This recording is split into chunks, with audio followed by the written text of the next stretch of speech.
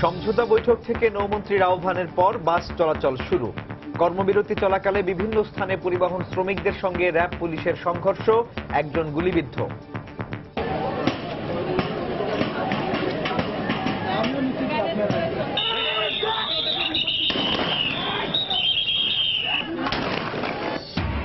রায়ের বিরুদ্ধে হরতাল, অবরোধ এবং ধর্মঘটের মতো কর্মসূচি কতটুকু আইনসম্মত তা জানতে চেয়ে রুল।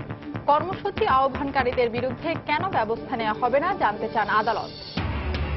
বিএনপি আমলে দুর্নীতি আর লুটপাটের কারণেই বিদ্যুৎ খাতে কোনো উন্নয়ন হয়নি বললেন প্রধানমন্ত্রী। গণভবন থেকে বিভিন্ন কর্মসূচির উদ্বোধন। পদ্মা সেতুর সুফল পেতে ঢাকা ফরিদপুর মহাসড়কে 4 লেনের কাজ শুরু। রাজধানীর সঙ্গে সড়কপথে দ্রুততম সময়ে যোগাযোগের সুবিধা পাবেন দক্ষিণ পশ্চিমাঞ্চলবাসী। এবং কুমিল্লা সিটি কর্পোরেশনের কেন্দ্রে উন্নয়নের ছোঁয়া লাগলেও অবহেলিত দক্ষিণের এলাকা, রয়েছে যানজট, জলাবদ্ধতা সহ বেশ কয়েকটি সমস্যা।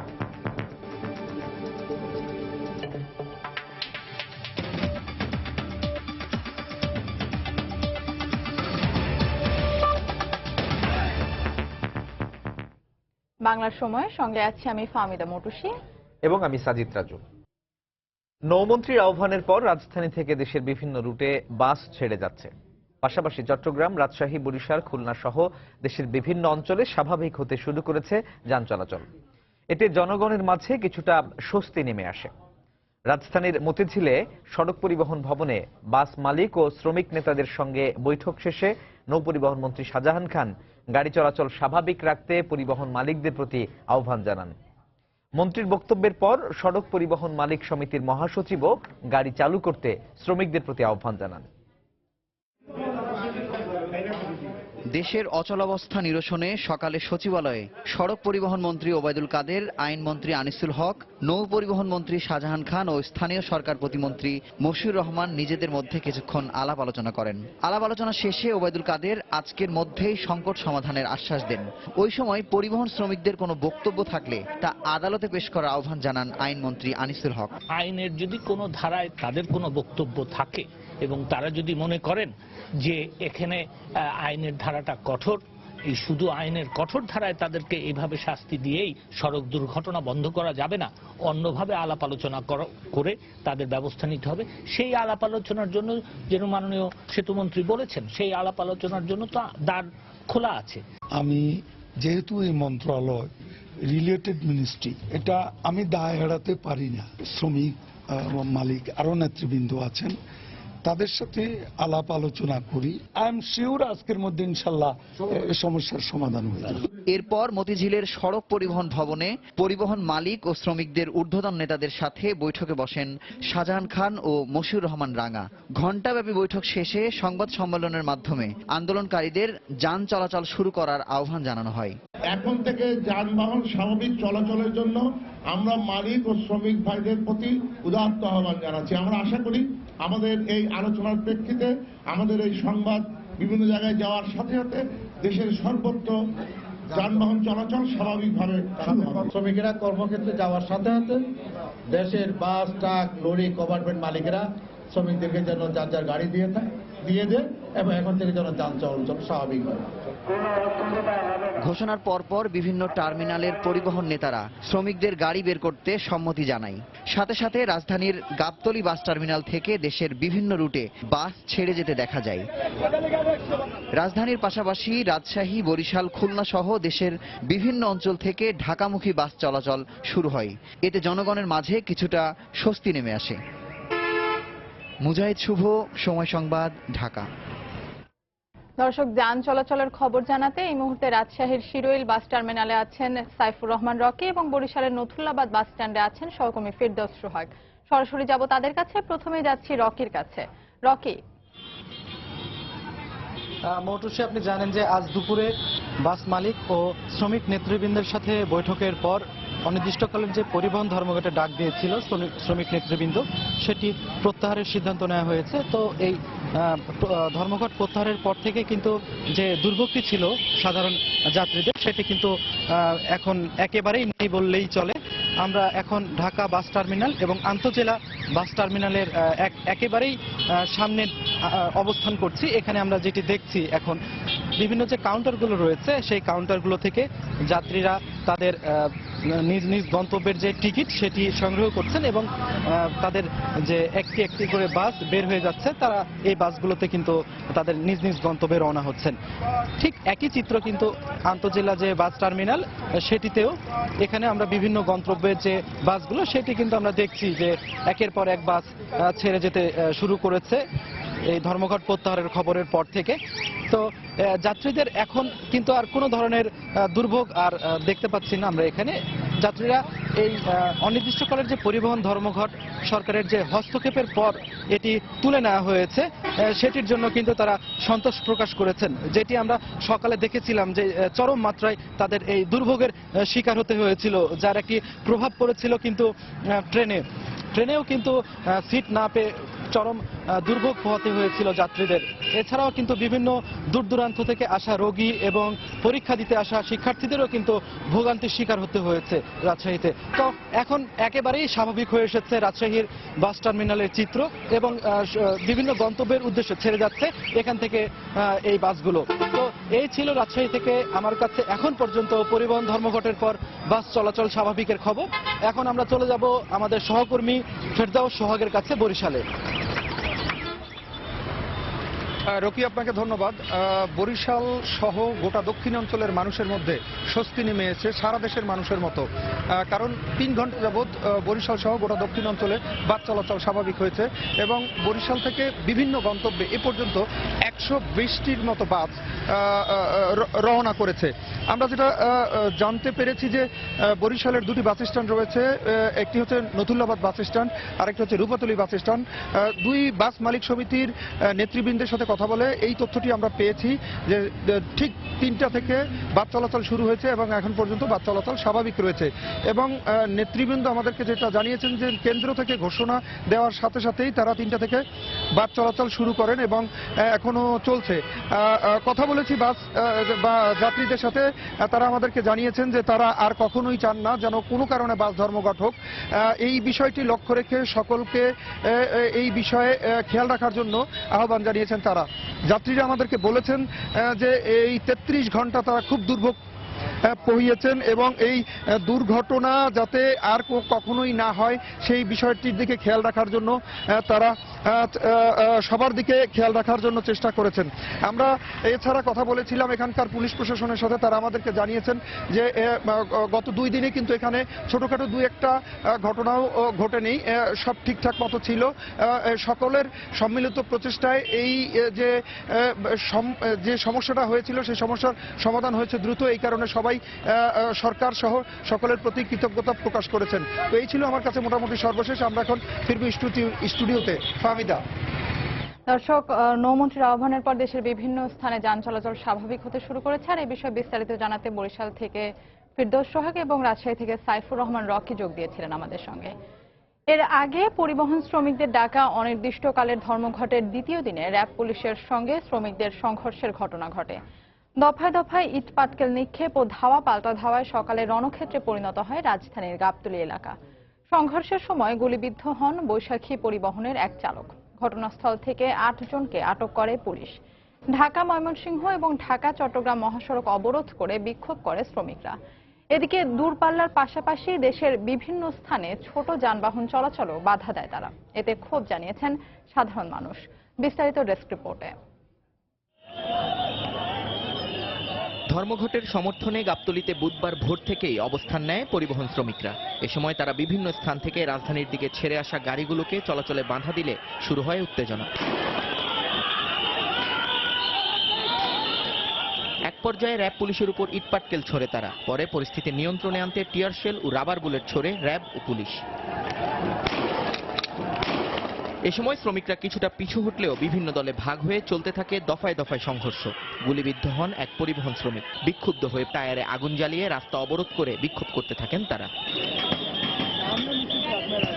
ভাঙচুর চালানোর সময় এক পর্যায়ে 8 জনকে আটক করে আইন শৃঙ্খলা বাহিনী। পিকেটারদের সাথে পুলিশের সাথে এবং যখন তারা ধাওয়া পাল্টা ধাওয়াতে লিপ্ত ছিল তখন পুলিশ তাদেরকে যখন নিবৃত্ত করার চেষ্টা করছিল তখন ইটের আঘাতে পুলিশ সদস্য সহ 3 জন আহত হয়। একটা লোক মাঝখান দিয়ে রোডের মাঝখান দিয়ে দৌড় দিচ্ছে আর ওই একটা লোক বাঁচাইবো না 40টা লোক বাঁচাইবো। গাড়ি চালায় মনে করেন যে 10টা মানুষের মনে করেন যে খাবার জোগাড় করে, তাই না? একটা মালিকের মনে করেন যে ইনকাম দেয়। ধর্মঘটের সমর্থনে সকাল থেকে ঢাকা চট্টগ্রাম মহাসড়কের শিমরাইল এলাকায় রাস্তা আটকে অবরোধ করে পরিবহন শ্রমিকরা। এ সময় সেখানে টায়ারে আগুন ধরিয়ে বিক্ষোভ করেন তারা। ধর্মঘটের কারণে দূরপাল্লার বাসের পাশাপাশি বিভিন্ন ছোট যানবাহন এবং অ্যাম্বুলেন্স চলাচলেও বাধা দেওয়া হয়। সকাল থেকে সারা দেশের মতো গাজীপুরের ঢাকা টাঙ্গাইল এবং ঢাকা ময়মনসিংহ মহাসড়কেও রাস্তা আটকে বিক্ষোভ করেছেন শ্রমিকরা। এ সময় বিভিন্ন গাড়ি চলাচলে প্রতিবন্ধকতা সৃষ্টির পাশাপাশি সংবাদ মাধ্যমের গাড়িও ভাঙচুর করা হয়। একই পরিস্থিতি সাভারের ঢাকা আরিচা মহাসড়কেও। চট্টগ্রামেও ধর্মঘটের কারণে দূরপাল্লার যানবাহনের পাশাপাশি সিএনজি অটোরিকশা ও প্রাইভেট গাড়ি চলাচলে বাধা দেয় শ্রমিকরা। নিয়ন মোহাইমিন, সময় সংবাদ। এদিকে পরিবহন শ্রমিকদের কর্মবিরতির কারণে সারা দেশে চরম দুর্ভোগ পোহাতে হয়েছে সাধারণ মানুষকে। সড়কে গণপরিবহন না থাকায় অফিসগামী হাজার হাজার মানুষকে রাজধানীর বিভিন্ন পয়েন্টে ঘন্টার পর ঘন্টা অপেক্ষা করতে দেখা গেছে। সবচেয়ে বেশি ভোগান্তিতে পড়ে এসএসসি পরীক্ষার্থীরা। গণপরিবহনের চাকা বন্ধ হলেও জীবনের চাকা তো আর থেমে থাকে না, তাই ঝুঁকি যেন হাজারো মানুষের এভাবেই অফিস যাত্রা। রাস্তায় গণপরিবহন না থাকায় বুধবার নগরবাসীর একমাত্র ভরসা ছিল বিআরটিসি বাস। বাস স্ট্যান্ডে বাস আসা মাত্রই এমন প্রতিযোগিতা ছিল পুরো নগর জুড়ে। তবে সে প্রতিযোগিতায় হেরে গিয়ে সবচেয়ে ভোগান্তিতে পড়েন মহিলা ও বয়স্করা। বাস না পেয়ে অনেকে আবার পিকআপ কিংবা ভ্যানে অফিসের পথ ধরেন। বেশিরভাগ অফিসগামী মানুষই এদিন গন্তব্যে গেছেন পায়ে হেঁটে। সব মিলিয়ে বুধবার দুপুর পর্যন্ত যেন ভোগান্তির নগরীতে পরিণত হয়েছিল রাজধানী ঢাকা। মাদারটেক থেকে এই পর্যন্ত কোনো গাড়ি গুড়ি কিচ্ছু নাই। আটতে আটতে আটতে আটতে কষ্টের জ্বালায় আটতে ওই বাংলা মোটর আইয়া বই দিছি। মোকাল দিয়ে আজকে এখানে আসছি, এখন ধরে যাচ্ছি রিক্স নিয়ে। এটা কার দায়ী? রিক্স নিয়েই তো অফিস করতে হবে, অফিস তো সেটা বুঝবে না। হসপিটালে যাবো বাচ্চাকে নিয়ে আর কি, বাচ্চা তো অসুস্থ। সাধারণ মানুষকে জিম্মি করে এ ধরনের পরিবহন ধর্মঘটের তীব্র নিন্দা জানান সাধারণ মানুষ। বাংলাদেশের লজ্জা, কোনো সংবিধান আইন কিছুই মানছে না পরিবহন শ্রমিকরা, পরিবহন নেতারা। একজন ড্রাইভারের জন্য 18 কোটি মানুষকে জিম্মি করা তাদের মোটেও ঠিক হয় নাই। শস্যের ভিতরে ভোট ঢুকে গেছে, প্রধানমন্ত্রী মন্ত্রিসভার ভিতরে কিছু কিছু মন্ত্রী এটাকে উৎসাহিত করছে। 10% মানুষের গাড়ি আছে যারা চলতে পারতেছে, আর আমাদের মতো সাধারণ জনগণ যারা, তারা অনেক ভোগান্তি হচ্ছে আমাদের। এদিকে সড়ক যোগাযোগ ব্যবস্থা অচল হয়ে পড়ায় রাজধানীর সব রেল স্টেশনে ছিল উপচে পড়া ভিড়। কমিউটার ট্রেন থেকে শুরু করে প্রতিটি ট্রেনেই জীবনের ঝুঁকি নিয়ে যাত্রীরা গন্তব্যে যান। সমস্ত প্যাসেঞ্জার এখন ট্রেনমুখী। কিছু নামধারী শ্রমিক তারা আদালতের বিরুদ্ধে অবস্থান নিচ্ছে। মা এসে বুড়া মানুষ রাস্তাঘাটে চলাফেরা করতে পারে না, আমাদের কিভাবে যাই? ভোর 6টায় আসছি, আমার বাবা খুব অসুস্থ, এখন দেখতে পারি না না পারি তা সম্ভব নয়। নম্বর থেকে হাসতে আসছি, অনেক ক্লান্ত হয়ে গেছে, মন চাইতেছে যে এনে শুয়েতে। ছাদেও জায়গা হইতেছে না, লোকজন টিকিট কেটেও এনে ঘুমাইতেছে, যাওয়ার জন্য কোনো সুযোগ পাইতেছে না। একই রকম সারা দেশেও দিনভর ভোগান্তির চিত্র ছিল। কর্মবিরতির কারণে সকাল থেকে খুলনা শহরের সোনাডাঙ্গা বাস টার্মিনাল থেকে কোনো বাস ছেড়ে না যাওয়ায় সীমাহীন দুর্ভোগে পড়েন সাধারণ মানুষ। চট্টগ্রামে সকাল থেকে ধর্মঘটের কারণে রাস্তা অবরোধের পাশাপাশি বিক্ষোভ করে পরিবহন শ্রমিকরা। সরকার যদি এই অযৌক্তিক দাবিটাকে মেনে নেয়, তাহলে আমরা প্রতিটা মানুষ যারা রাস্তায় চলাফেরা করি, প্রতিটা মানুষের জীবন হুমকির মুখে পড়বে। বাচ্চার স্কুল খোলা, আমি চলে যেতে হবে, 150 টাকা করে ভাড়া নেয়। এইভাবে আমার পক্ষে দেওয়াটা খুব কষ্ট হয়ে যাচ্ছে। দাবি আদায়ের নামে ভবিষ্যতে কেউ যেন এমন দুর্ভোগ সৃষ্টি করতে না পারে সে বিষয়ে সরকারকে আরো কঠোর হওয়ার আহ্বান জানান সাধারণ মানুষ। মাহমুদ রাকিব, সময় সংবাদ। আদালতের রায়ের বিরুদ্ধে হরতাল, অবরোধ, ধর্মঘটের মতো কর্মসূচি কতটুকু আইনসম্মত তা সরকারের কাছে জানতে চেয়েছেন উচ্চ আদালত। একই সঙ্গে রায়ের বিরুদ্ধে কর্মসূচি আহ্বানকারীদের বিরুদ্ধে কেন ব্যবস্থা নেওয়া হবে না তাও জানতে চাওয়া হয়েছে। পরিবহন ধর্মঘটের বৈধতা চ্যালেঞ্জ করে করা এক রিটের প্রেক্ষিতে আদালত এই রুল জারি করেন। রায়ের বিরুদ্ধে রাজনৈতিক দলগুলোর কর্মসূচি নিয়েও শুনানি হয় হাইকোর্টে। আদালতের রায়ের বিরুদ্ধে রাজপথে গণবিরোধী কর্মসূচি কতটুকু যৌক্তিক? অঘোষিত পরিবহন ধর্মঘট বন্ধের নির্দেশনা চেয়ে করা রিটের শুনানিতে উঠে আসে এমন প্রশ্ন। রিটকারীর আইনজীবীরা আদালতকে জানান, রায়ের বিরুদ্ধে আদালতে না গিয়ে ধর্মঘট, হরতাল, অবরোধ কর্মসূচি দেয়া আদালত অবমাননার শামিল। আদালত এ বিষয়টি আমলে নিয়ে রায়ের বিরুদ্ধে দেয়া যে কোনো কর্মসূচি কেন অবৈধ নয় তা সরকারের কাছে জানতে চান। একই সঙ্গে কর্মসূচি আহ্বানকারীদের বিরুদ্ধে কেন ব্যবস্থা নেওয়া হবে না তাও জানতে চেয়েছেন আদালত। আদালতের রায় এবং আদেশের বিরুদ্ধে যে কোনো ধরনের হরতাল, ধর্মঘট ডাকাকে বেআইনি এবং অবৈধ কেন ঘোষণা করা হবে না? আরেকটি টার্ম হলো যারা এই হরতাল ধর্মঘট আদালতের রায় এবং আদেশের বিরুদ্ধে ডাকবেন তাদের বিরুদ্ধে আইনগত ব্যবস্থা গ্রহণ কেন করা হবে না, এই মর্মে 3 সপ্তাহের রুল জারি করে বিবাদীদেরকে জবাব দিতে বলেছেন। প্রশ্ন উঠেছে আদালতের রায়ের বিরুদ্ধে কোনো রাজনৈতিক দল কর্মসূচি দিলে সেক্ষেত্রে কি হবে। যদিও 2010 সালে উচ্চ আদালতের দেয়া রায়ে বলা হয় রাজনৈতিক কোনো বিষয়ে হস্তক্ষেপ করবে না আদালত। রাষ্ট্রপক্ষের আইনজীবী বলছেন রুল শুনানির সময় এ বিষয়টি আরো স্পষ্ট হবে। রাজনৈতিক বিষয় নিয়ে যে আদালত হস্তক্ষেপ করে না সেই বিষয়টা আমি আদালতে উল্লেখ করেছি। কোর্ট সেক্ষেত্রে বলেছেন যেহেতু এটা রায়ের বিরুদ্ধে ওটা এটা একই বিষয় নয়, শুধু একটা রুল হয়েছে আর কি। রুল হওয়া মানে তো নিষ্পত্তি হওয়া না, শুনানি হবে। আগামী 4 সপ্তাহের মধ্যে স্বরাষ্ট্র সচিব, পুলিশ মহাপরিদর্শক সহ সংশ্লিষ্টদের এ রুলের জবাব দিতে বলা হয়েছে। একই সঙ্গে বুধবার বিকেলে ধর্মঘট প্রত্যাহারের পর যান চলাচল স্বাভাবিক হয়েছে কিনা তাও জানাতে বলেছেন আদালত। আফজাল হোসেন, সময় সংবাদ, ঢাকা। এদিকে পরিবহন শ্রমিকদের ধর্মঘট অযৌক্তিক এবং আদালত অবমাননার শামিল বলে জানিয়েছেন ঢাকার জেলা ও দায়রা জজ আদালতের পাবলিক প্রসিকিউটর। দুপুরে তার নিজ কার্যালয়ে এক সংবাদ সম্মেলনে তিনি একথা বলেন। শ্রমিক সংগঠনগুলোকে সঠিক তথ্য না জেনে কারো উস্কানিতে ধর্মঘট ডেকেছে বলেও মন্তব্য করেন তিনি। এখনো তো আরো কোর্ট রয়ে গেছে, যদি এটা মনে করে যে না সঠিক হয়নি তাহলে তার হাইকোর্টে যেতে পারে, যদি তারা মনে করে সঠিক হয় নাই তার পরবর্তী কোর্ট মহামান্য সুপ্রিম কোর্টে যেতে পারে। আন্দোলন করছে একটা রায়ের বিরুদ্ধে, এই ধরনের আন্দোলন কিন্তু করার কোনো সুযোগ নেই। এটা আদালত অবমাননার শামিল। আদালতের অর্ডারের বিরুদ্ধে এই ধরনের কথা যদি তার যদি সংক্ষিপ্ত হয়, যদি অপছন্দ হয় তাহলে উপরের কোর্টে যেতে পারে। বাংলার সময় আরো থাকছে। রাজধানীর মিরপুর থেকে চুরি হওয়া শিশুকে 8 দিন পর নারায়ণগঞ্জ থেকে উদ্ধার, আটক 3। 15,000 টাকায় বিক্রি করা হয়েছিল 8 মাসের শিশুটিকে, বলছে র্যাব।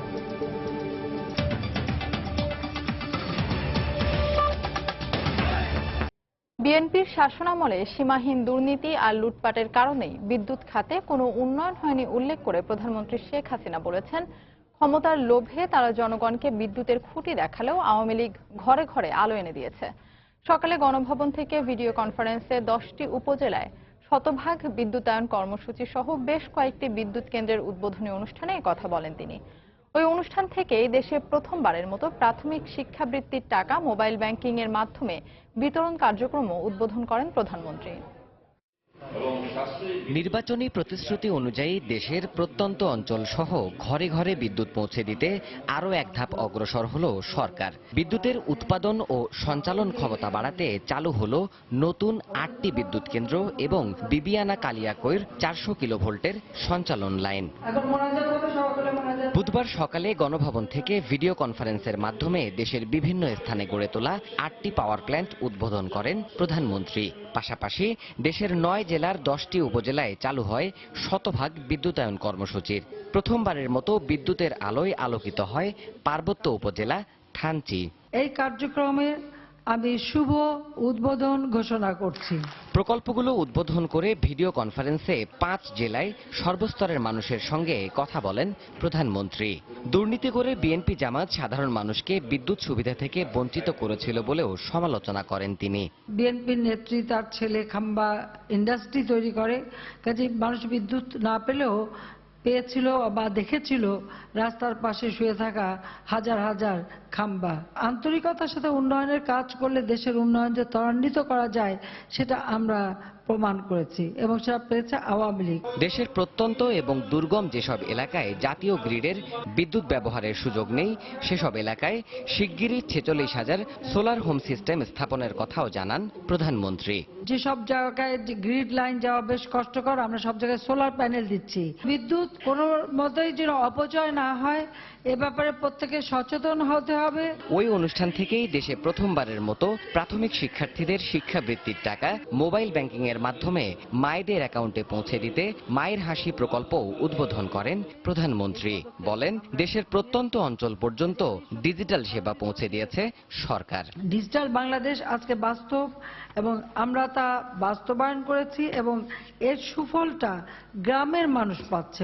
1,30,00,000 সুবিধাভোগী ছাত্রছাত্রীদের অভিভাবকদের হাতে আমরা টাকা পৌঁছে দিচ্ছি মোবাইল ফোনের মাধ্যমে। ছেলে মেয়ে যেন বিপথে না যায়, ওই ছোট্ট বেলা থেকেই তাদেরকে সেইভাবে গড়ে তুলবেন যেন তারা আমাদের মুক্তিযুদ্ধের ইতিহাস জানতে পারে।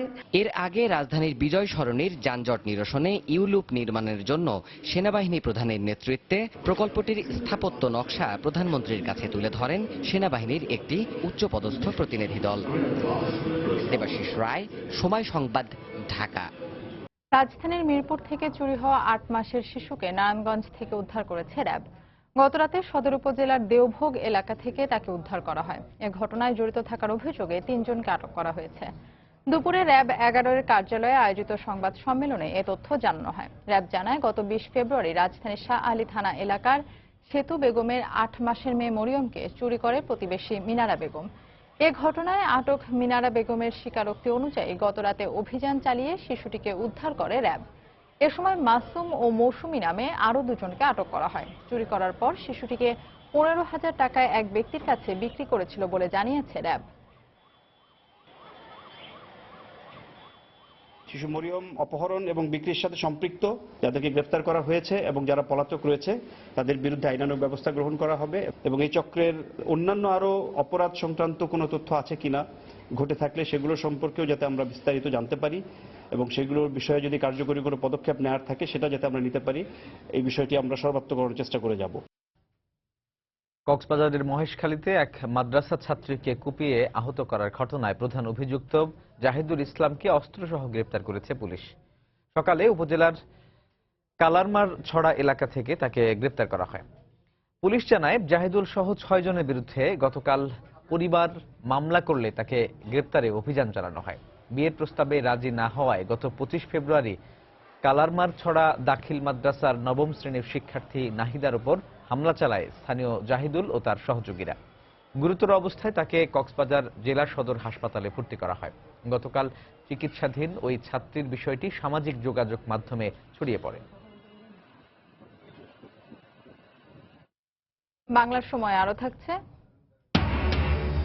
বান্দরবানের নাইক্ষংছড়ির গহীন এলাকায় র্যাবের অভিযান। টেকনাফের আনসার ক্যাম্প থেকে লুট হওয়া আরো 6টি অস্ত্র উদ্ধার।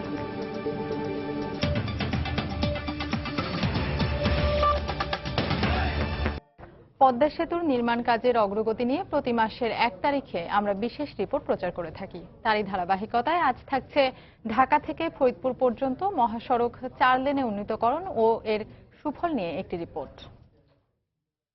পদ্মা সেতু চালু হলে শুধু নদী পথে নয়, সড়ক পথেও তার সুফল পেতে এর মধ্যেই শুরু হয়ে গেছে ঢাকা থেকে ফরিদপুর মহাসড়ককে 4 লেনে উন্নীতকরণের কাজ। এর ফলে 2019 সালের মধ্যে দ্রুততম সময়ে রাজধানীর সঙ্গে সড়ক পথে যোগাযোগের সুবিধা পাবেন দেশের দক্ষিণ পশ্চিমাঞ্চলবাসী। প্রকল্প সংশ্লিষ্টরা বলছেন, এটি হবে দেশের প্রথম এক্সপ্রেসওয়ে। প্রকল্প এলাকা ঘুরে এসে রিপোর্ট এহসান জুয়েলের ছবি তুলেছেন সাইফুল ইসলাম। রাজধানী ঢাকা থেকে মুন্সিগঞ্জের মাওয়া, এভাবেই 2 লেনের অপ্রশস্ত সড়ক দিয়ে যোগাযোগ করে পদ্মা নদীর 2 পারের 19 জেলার পণ্য ও যাত্রীবাহী যানবাহনগুলো। সেতু হলে পাল্টে যাবে জীবনযাত্রা, বাড়বে যানবাহনের চাপ। সেতুতে প্রায় 2 ঘন্টা নদীপথ পার হতে সময় লাগবে 10 থেকে 15 মিনিট। দেশের দক্ষিণ পশ্চিমাঞ্চলের সাথে নিরবিচ্ছিন্ন দ্রুততম সময় এবং সহজতর যোগাযোগের লক্ষ্যে এখন থেকে তাই চলছে যাত্রাবাড়ি থেকে মাওয়া এবং মাদারীপুরের পাঁচশোর থেকে ফরিদপুরের ভাঙা পর্যন্ত মহাসড়ক 4 লেনে উন্নীতকরণের কাজ।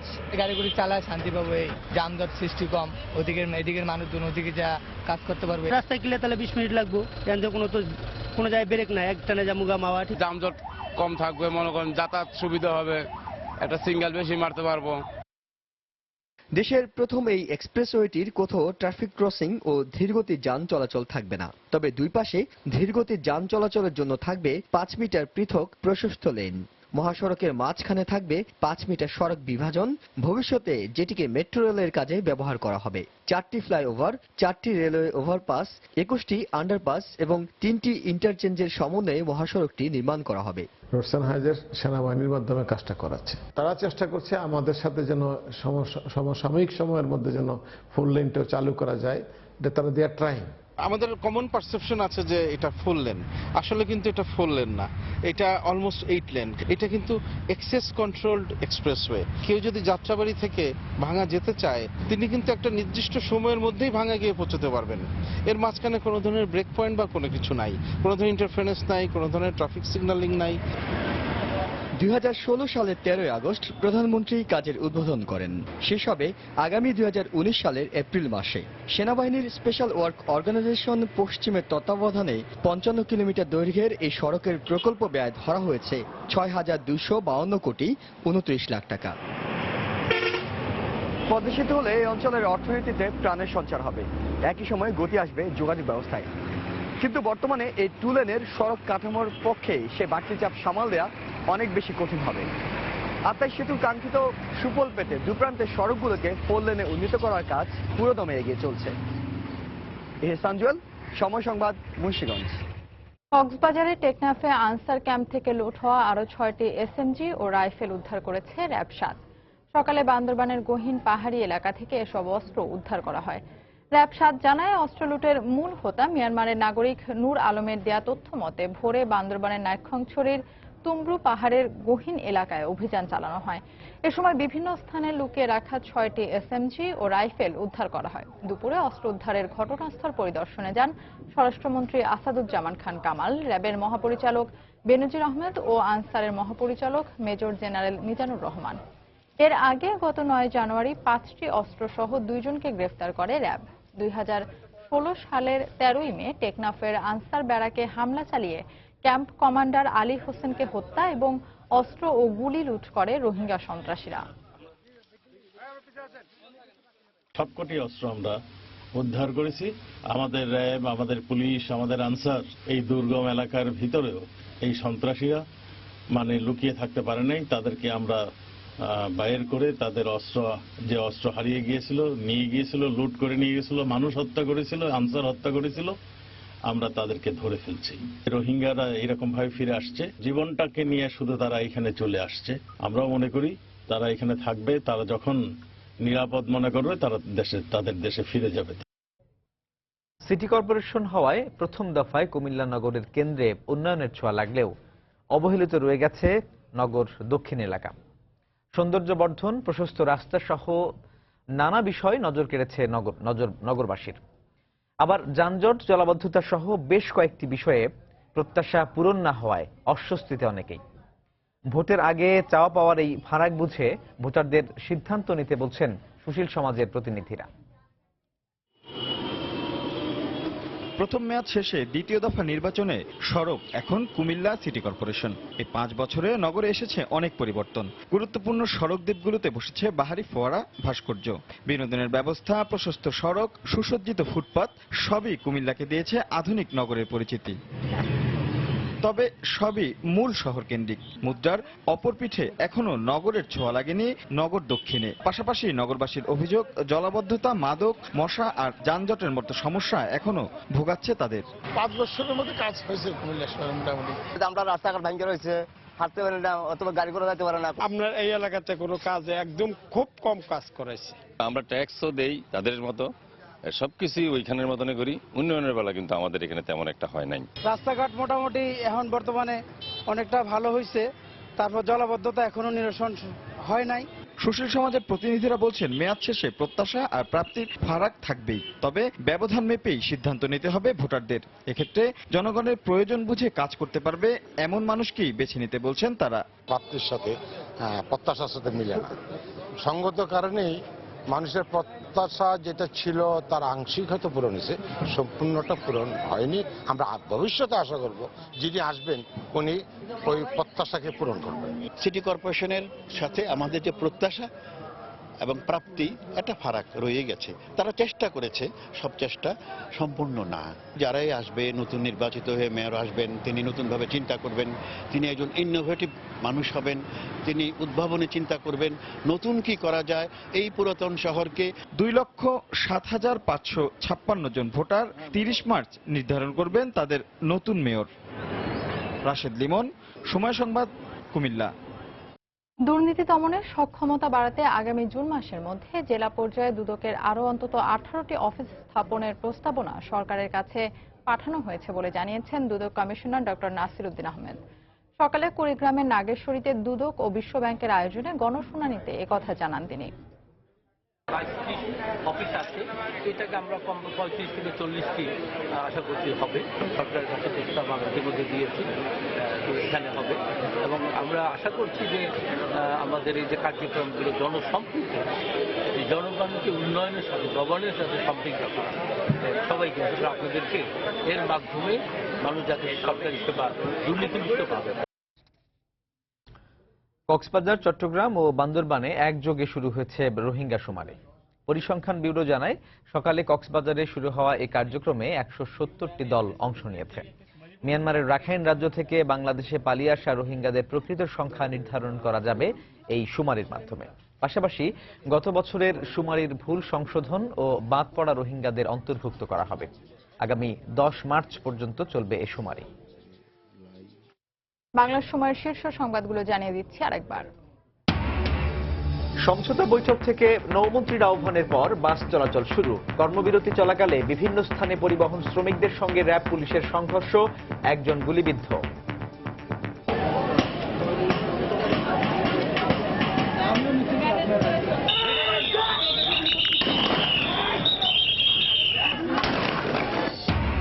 রায়ের বিরুদ্ধে হরতাল, অবরোধ এবং ধর্মঘটের মতো কর্মসূচি কতটুকু আইনসম্মত তা জানতে চেয়ে রুল। কর্মসূচি আহ্বানকারীদের বিরুদ্ধে কেন ব্যবস্থা নেওয়া হবে না জানতে চান আদালত। বিএনপি আমলে দুর্নীতি আর লুটপাটের কারণেই বিদ্যুৎ খাতে কোনো উন্নয়ন হয়নি বললেন প্রধানমন্ত্রী। গণভবন থেকে বিভিন্ন কর্মসূচির উদ্বোধন।